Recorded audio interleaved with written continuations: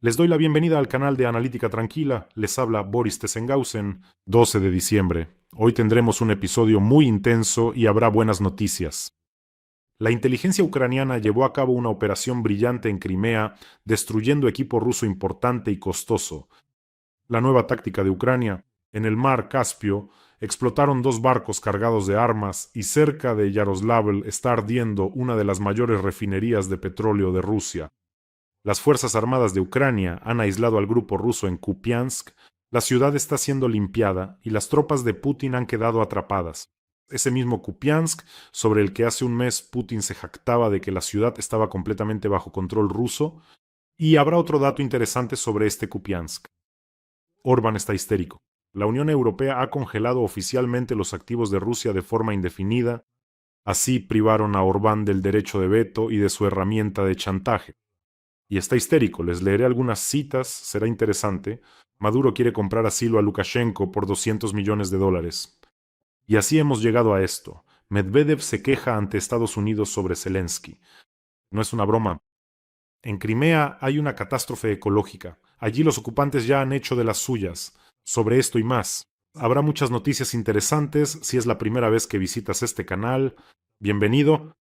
Suscríbete para no perderte los próximos episodios. Así que empezamos con sanciones directas. La inteligencia militar destruyó un avión de transporte ruso An-26 en Crimea y otros dos objetivos muy importantes. En resumen, mientras en la pista del aeródromo de Saki estaban preparando el despegue del An-26, llegó un dron de la unidad de inteligencia militar Primara, los Fantasmas, y atacó directamente ese An-26. Y además, fueron alcanzadas dos estaciones de radar muy costosas, la Nevo M y la Kupolnaya 64NE. Esta estación Kupolnaya servía como los ojos para los sistemas S-300 y S-400. Este radar fue desarrollado especialmente para ellos, para la detección de objetivos aéreos y misiles balísticos. Bueno, están dejando ciego a Crimea, la están dejando ciega. ¿Qué se puede hacer? Pronto no podrán ver los drones y misiles ucranianos. Aparecerán directamente en la costa de Crimea. Vamos a ver un video. ¿Cómo estos drones de la unidad Primara atacaron estos objetivos importantes?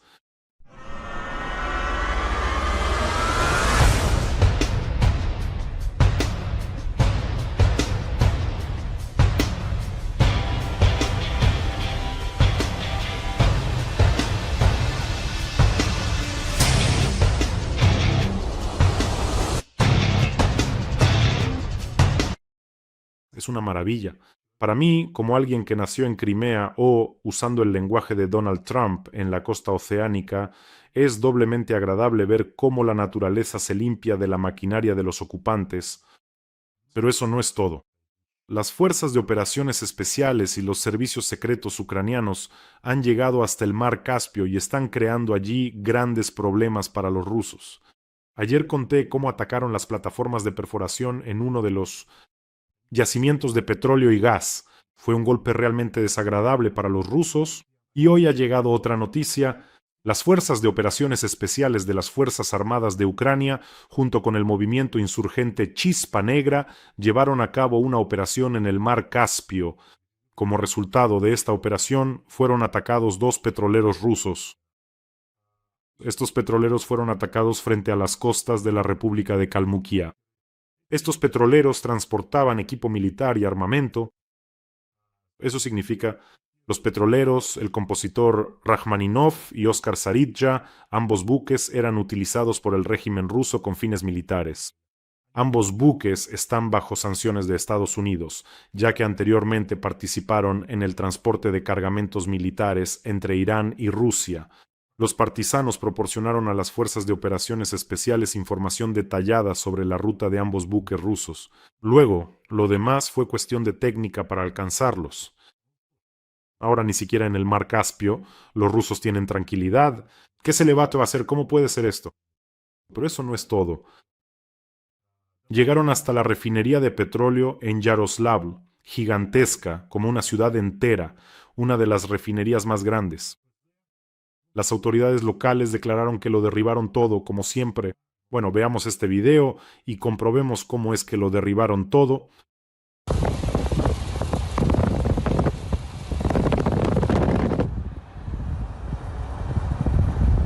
fin de cuentas, Gov. La refinería de Novoyaroslavl, una de las mayores empresas, procesa 15 millones de toneladas al año, está entre las 5 más grandes. Bueno, y eso tampoco es todo. Justo antes de comenzar la emisión llegó la noticia de que, como resultado de una exitosa operación de las fuerzas de defensa, el enemigo fue bloqueado en Kupiansk y se limpiaron todos los alrededores noroccidentales de la ciudad. Putin, ¿qué pasa con tu cara? Hace ya un mes, bueno, no con la cara, sino con esa máscara de Botox parecida a una medusa, hace un mes contabas cómo tomaste Kupiansk, Gerasimov contaba cómo 15 batallones de las Fuerzas Armadas de Ucrania están rodeados allí. Y ahora vemos que las Fuerzas Armadas de Ucrania están limpiando Kupiansk, liberaron Radkivka, Kondrashivka, tomaron bajo control de fuego Golubivka. Todo esto ha cortado por completo la logística de los rusos. Y después de eso ya se realizó la limpieza de parte de Kupiansk. Ahora los rusos se han atrincherado en pequeña cantidad en el centro, pero los van a sacar de ahí rapidísimo. Continúan identificando y eliminando a los monstruos, así que en la parte central de la ciudad ya están expulsando a esa escoria. Pero ¿cómo es que Putin dijo que Kupiansk está bajo control? ¿De verdad significa que otra vez les ha mentido a los rusos? ¿Acaso no es un gran gobernante, sino simplemente un viejo mentiroso, cobarde y repugnante? Puede ser así. Rusos, para ustedes. ¿No se les ha pasado esto por la cabeza últimamente? ¿Y nuestros guerreros son simplemente increíbles, verdaderos titanes? Y por supuesto los rusos podrían decir ahora que todo esto no es verdad, que todo es mentira, y que Kupiansk en realidad está ocupado, que todo esto es su sipso, como ellos dicen, propaganda y demás. Pero esta mañana Volodymyr Zelensky llegó a Kupiansk y grabó un video frente al letrero de Kupiansk después de la exitosa operación de liberación. Ahora mismo en los foros rusos se ha levantado un gran alboroto. ¿Cómo es posible? Nos decían que Kupiansk era nuestro. ¿Nos están mintiendo acaso? Les diré aún más. No solo ahora les han empezado a mentir. Por cierto, amigos, hablando de nuestros titanes, de nuestros guerreros, les recuerdo que tenemos una colecta importante en marcha para la 34ª Brigada de Defensa Costera, que está combatiendo y defendiendo en la dirección de Jersón. Nuestros valientes infantes de Marina, estamos recaudando para ellos un Mavic 3 Pro. Estos mismos infantes de Marina, entre otros, lucharon por Jersón y liberaron Jersón. Y me escribieron que necesitan ayuda. Ya una vez lanzamos una colecta con ustedes, queda muy poco. Solo quiero recordar la historia de esta colecta. Cada colecta tiene su historia y me puse en contacto, pregunto con quién hablar, me dan un contacto, me escribe Samira, aquí la tienen, mírenla, y hablamos por teléfono. Samira en solo unos segundos me explicó qué se necesitaba, qué drones, para qué, me dio todas las instrucciones. Todo quedó perfectamente claro, en general con un enfoque muy organizado y una instrucción sumamente precisa. Y solo después supe que ella tiene 3 hijos. Simplemente me preguntaba cómo lo hace. Así que en solo unos segundos logró explicarme todo. Pero claro, si tienes 3 hijos, definitivamente perfeccionas esa habilidad. En definitiva, con este enfoque, la brigada nunca se quedará sin drones. Y cada vez no me canso de repetirlo. ¿Qué personas tan extraordinarias viven en Ucrania y defienden Ucrania? Y sobre Samira, ella es de origen azerbaiyano, pero ciudadana de Ucrania. De 2014 a 2022 fue voluntaria. Y desde 2022 sirve en las Fuerzas Armadas de Ucrania. Allí en Jersón, en la 34ª Brigada, es piloto de vehículos aéreos no tripulados. Así que, amigos, ayudemos a nuestros valientes infantes de Marina, ayudemos a Samira, ayudemos a sus compañeros. ¿Y ellos grabaron un mensaje para nosotros? Es corto, por favor, véanlo. Бажаємо здоров'я! Ми бійці 34-ї бригади берегової оборони міста Херсон, підрозділ БПЛА. Звертаємося за допомогою до Бориса Тізенгаузена та його спільноти в придбанні для нашого підрозділу Mavic 3 Pro для виконання бойових завдань та знищення ворога. Разом до перемоги! Слава Україні! Героям слава! Apoyemos a nuestros defensores. El enlace para donar está en la descripción de este video. Allí hay opciones de Mono, Private y PayPal. para quienes quieran ayudar desde el extranjero. Pero si de repente no ven los datos, tal vez en otro canal, siempre hay un código QR. A través de él también se puede acceder a la recaudación. Y cada vez les doy las gracias a todos de corazón, a todos los que ayudan a Ucrania, a quienes apoyan a nuestros defensores. Juntos somos una gran fuerza y, por supuesto, esa fuerza que vencerá al mal. Yo creo en eso. Y como pueden entender, con noticias como las de Kupiansk, en el cuarto año de la invasión a gran escala, los rusos realmente no tienen mucho de qué sentirse orgullosos en esta guerra. Aquí, incluso el patriota más obstinado, el fanático de Putin, tarde o temprano se pregunta: ¿dónde está esa victoria? ¿Cómo se verá? ¿Qué significa esa victoria? ¿Es tomar una posición cerca de Kupiansk o, por el contrario, perder una posición cerca de Kupiansk? ¿Recuerdan cómo preguntaba Prigozhin, Shoigu, Gerasimov, dónde están los proyectiles? Entonces, Putin, Belousov, ¿dónde está la victoria?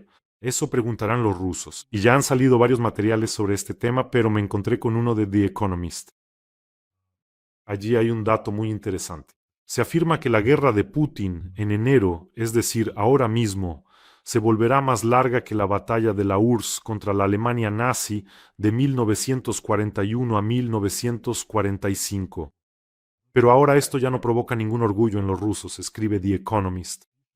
No solo The Economist, también The Wall Street Journal y Bloomberg escriben que la guerra se ha convertido simplemente en un ruido de fondo. No hay orgullo entre los rusos, hay apatía y cansancio. Es decir, si en los años 44 a 45, cuando la guerra estaba terminando, ya había una especie de euforia emocional, acabaremos con la bestia, la victoria está cerca, avanzamos hacia Berlín, ahora nadie cree que la toma de ese mismo bosque o de algún asentamiento desconocido para los rusos vaya a cambiar sus vidas para mejor de alguna manera. ¿Cómo va a influir eso en sus vidas en Rusia? Para que lo entiendan, en los programas propagandísticos rusos hay tres excusas principales por las que aún no han tomado Kiev. Porque cuando comparan, miren, ahora ellos mismos lo llaman así. Esto es la Gran Guerra Patria. Se olvidan de cuando Stalin y Hitler atacaron Polonia. Ese periodo no existe para ellos. Así que desde el 41 hasta el 45 ya está Victoria, Reichstag, Berlín y así sucesivamente. ¿Y aquí qué? Aquí, en teoría, si seguimos la misma lógica, ya deberían haber tomado Kiev, ¿no? ¿Y qué pasó al final? Así que tres excusas por las que aún no han tomado Kiev. Excusa número 1. Estamos luchando contra toda la OTAN. Esto lo dicen mucho Solovyov y Skaviva. Es una pena, por supuesto, que Rusia lleve 4 años luchando contra la OTAN y la OTAN ni siquiera se haya presentado a la guerra. Es decir, me pregunto si los rusos realmente se dan cuenta de lo incomparables que son. Los ejércitos de la OTAN y de la Federación Rusa. La OTAN, hablemos simplemente en cifras. La OTAN tiene más de 20.000, casi 20.500 aparatos militares aéreos, de los cuales solo cazas de quinta generación hay más de 1.000 unidades. En Rusia no hay ni un solo caza de quinta generación completamente funcional. El Su-57 es de cuarta generación y media, y de esos hay menos de 20 unidades. Es decir, la OTAN tiene 1.000, aquí hay menos de 20. La OTAN tiene 16 portaaviones, Rusia ninguno, el único portaaviones.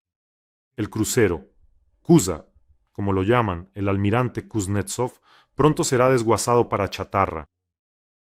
En un solo ataque, la OTAN puede lanzar entre 3.000 y 4.000 misiles de crucero aproximadamente.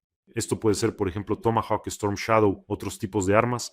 Es decir, si Ucrania hubiera recibido, aunque sea una décima parte de ese arsenal, entonces el calvo geoestratega con sus tacones de 10 centímetros ya estaría huyendo, casi llegando a los Urales. Excusa número 2. ¿Por qué todavía no han capturado Kiev? Esto es lo más cínico. A Putin le gusta decir a menudo que no tenemos prisa, que estamos desgastando al enemigo para proteger a nuestros muchachos. ¿En serio? Asaltos de carne de cañón. El 2024 y este año simplemente pasarán a la historia como los más, simplemente sangrientos, ponen a miles de esos monstruos suyos en el suelo, por unos pocos kilómetros cuadrados de territorio ucraniano. Y la excusa número 3, una de mis favoritas, Los ucranianos son rusos, solo que están, de alguna manera, mal hechizados. A menudo repiten que son los mismos rusos que nosotros, solo que algo los ha influenciado, por eso es tan difícil vencerlos, porque ellos somos nosotros, igual de fuertes, pero con la mente nublada. ¿Entienden hasta dónde han llegado allí? Allí todos se han vuelto locos colectivamente, me parece que ya les pasa a todos. Pero en realidad los ucranianos luchan. ¿Por qué es tan difícil vencerlos, verdad? Porque los ucranianos luchan por su tierra, por sus hogares, por sus hijos, por el futuro de esos hijos. Por eso nunca van a ganar. ¿Y ustedes por qué luchan en Ucrania? Entonces ustedes, escoria del pantano, ¿por qué luchan? ¿Por Rakovka, por Kondrashovka? ¿Por qué están luchando ustedes?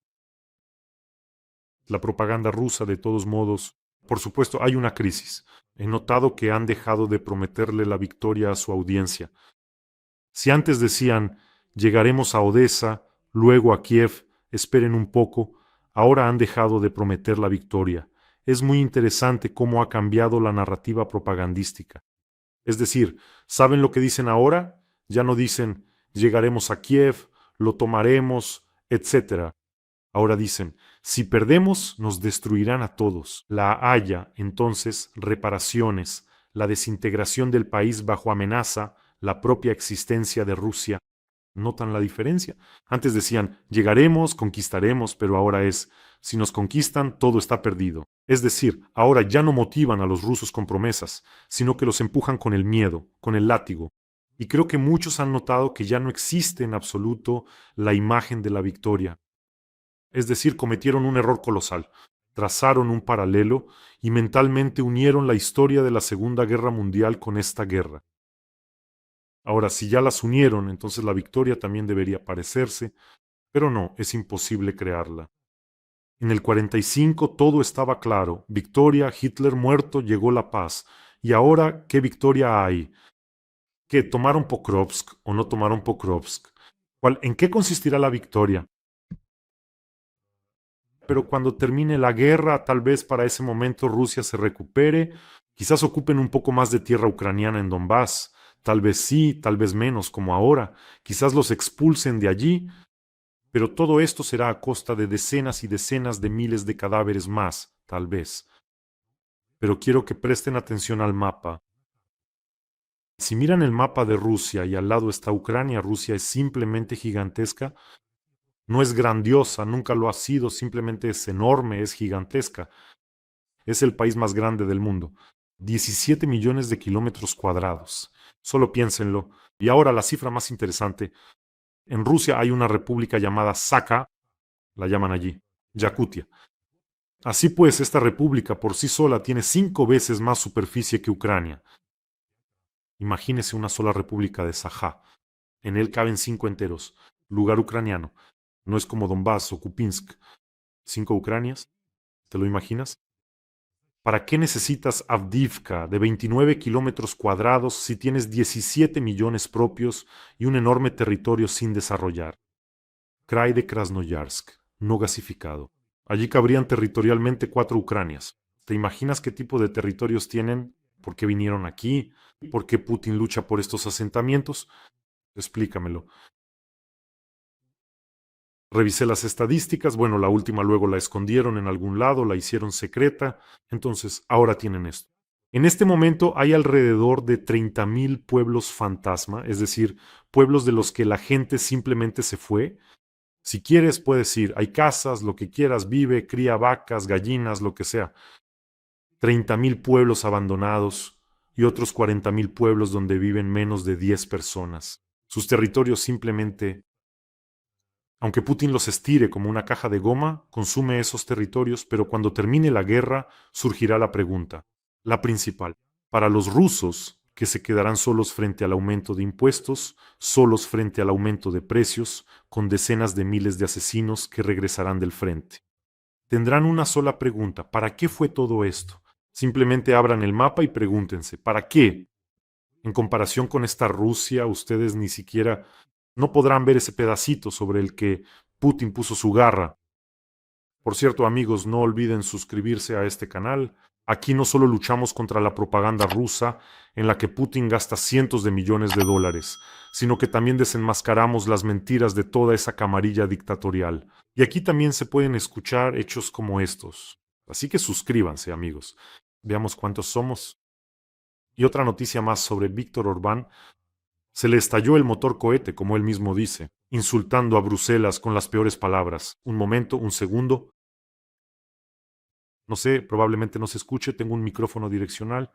Mi Pug Siegfried está roncando tan fuerte ahora mismo que, bueno, si de repente escuchan ronquidos de fondo, es él quien les manda un gran saludo. Así que la dictadura de Bruselas. Orbán hizo un escándalo por la prohibición de devolver los activos rusos congelados. No se preocupa tanto por sí mismo como por los activos de Putin. ¿Qué pasó? El Comité de Representantes Permanentes de la Unión Europea dio un paso verdaderamente histórico.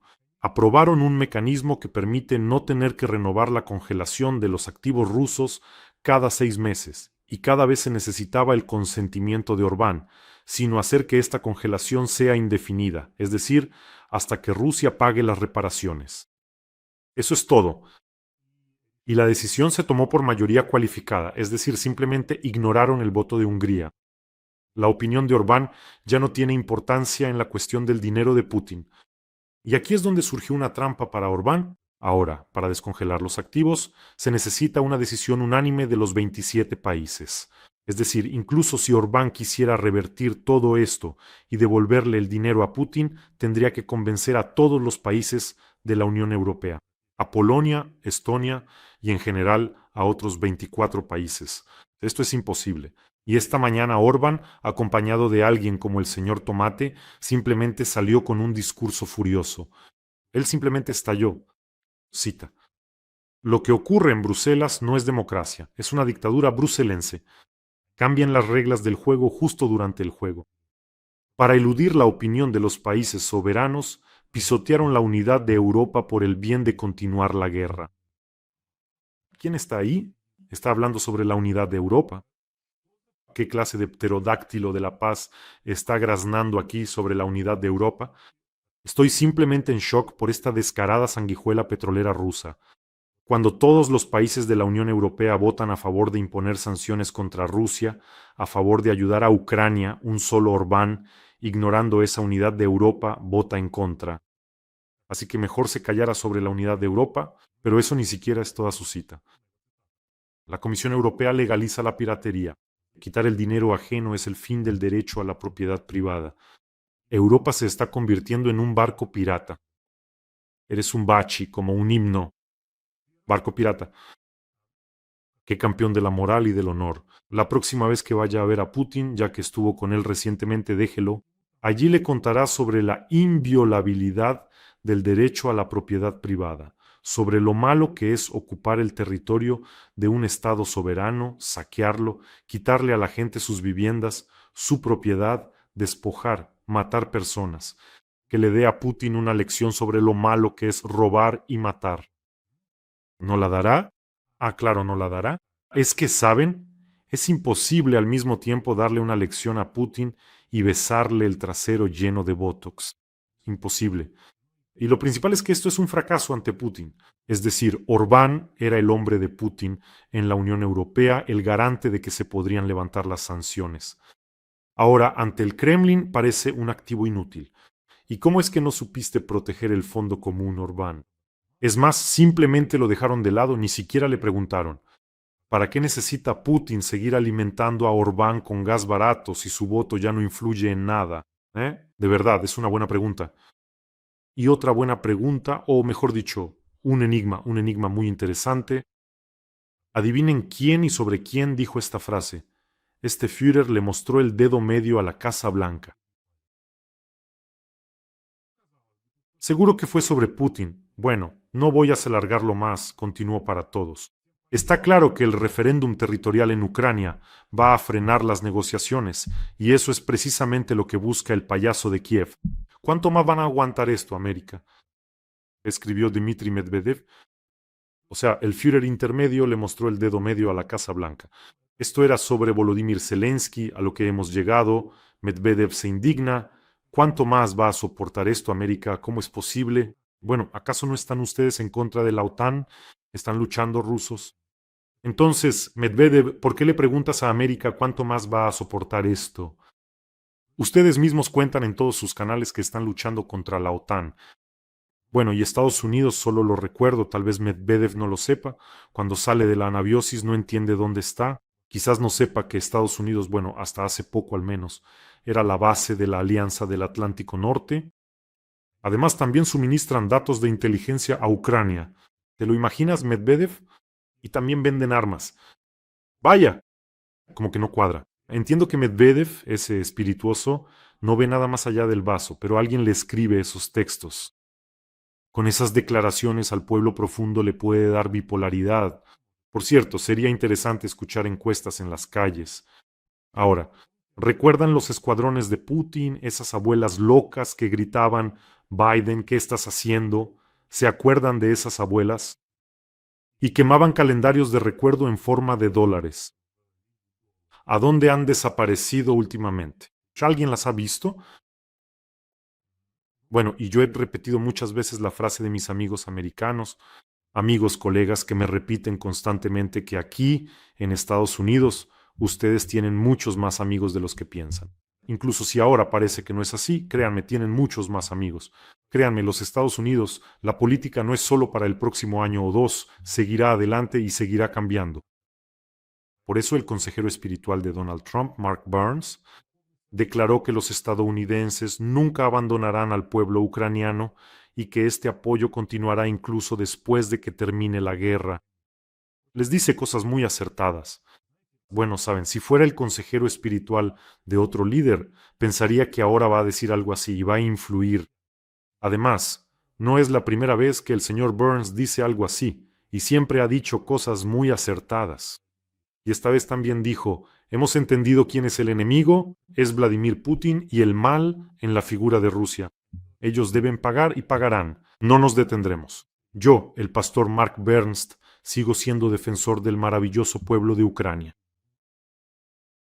Cuando callen las armas, nuestro compromiso continuará. Ayudaremos a restaurar Ucrania a su antigua gloria. La historia de Ucrania no terminará en las cenizas. Renacerá en belleza y fuerza para las futuras generaciones. Bueno, aquí está, siempre he dicho esto, que el tiempo del becerro de oro terminará. El tiempo de la medusa calva terminará. Ucrania recuperará lo que es suyo. No necesitamos lo ajeno, pero recuperaremos lo nuestro. Y por cierto, hablando de ese baboso del Botox, habló con Maduro sobre la situación en el Caribe. Putin finge que influye en algo, ¿no? En el Caribe, Maduro apenas logró enviar un avión con sistemas de defensa aérea, solo para que no los destrocen de inmediato, y ahora discute la situación. ¿Qué es lo que discutes ahí? ¿A dónde va a huir Maduro? Y ahora les voy a decir a dónde va a huir. En fin, discuten y discuten, y Reuters escribe que Maduro, al parecer, está considerando Bielorrusia como lugar de asilo en caso de que Trump garantice la seguridad de su familia y de sus activos financieros por un valor de $200 millones. Eso suena un poco modesto, bastante pobre. Él ha robado miles de millones allí. Probablemente piensa que puede esconder algo más en algún otro lugar. Entonces, sobre Bielorrusia, Maduro y las garantías de seguridad, en general, como se dice, yo no me sentaría ni en una hectárea con Lukashenko. Lukashenko y sus garantías son ya un proverbio, es decir, el vencido Dranik le dio estas garantías a Prigozhin. Entonces recordamos lo que pasó, mencioné específicamente las citas de Lukashenko sobre Prigozhin. Ahora veréis con qué rapidez el tubérculo bigotudo cambió sus zapatos en el aire. Entonces, episodio 1. Lukashenko garantiza a Prigozhin un corredor y seguridad. Esto es en junio de 2023, justo después del motín. En ese momento Lukashenko se promocionaba como el salvador de Rusia y cito, le dije a Prigozhin, esta es una garantía. Y después, incluso hasta el punto de que te sacaré a Bielorrusia y te garantizaré total seguridad.